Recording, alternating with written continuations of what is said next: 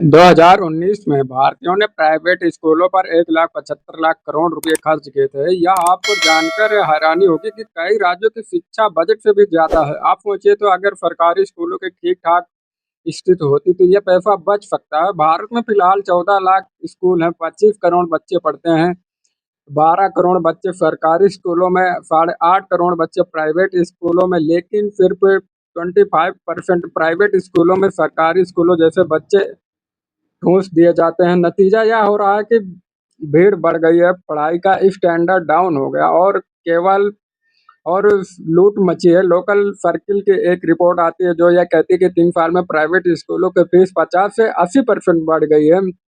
मसलन है जो फीस आज से कुछ साल पहले 1 लाख की थी, वो आज 1.5 लाख से 55 लाख हो गई। अब सवाल ये होना चाहिए कि क्या सिलेबस बदला, क्या सुविधाएं दुगनी हो गई? जब बड़े स्पष्टता से है नहीं। सीबीएसई कहता है कि प्राइवेट स्कूल नॉन प्रॉफिट, लेकिन school AC room, management fees, cleaning fees के नाम पर पैसा वसूलते हैं।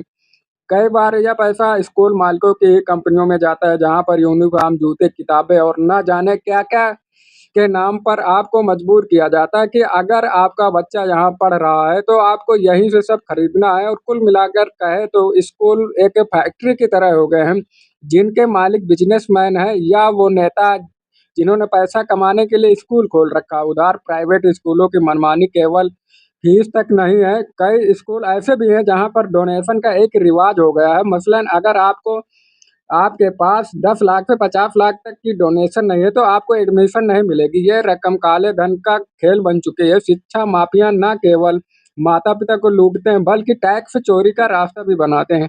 आरटीआई के जरिए यह सामने आया कि कई स्कूल अपने खर्चों का हिसाब किताब तक नहीं देते। अब सवाल फिर यही, क्या ये शिक्षा है या फिर संगठित लूट है?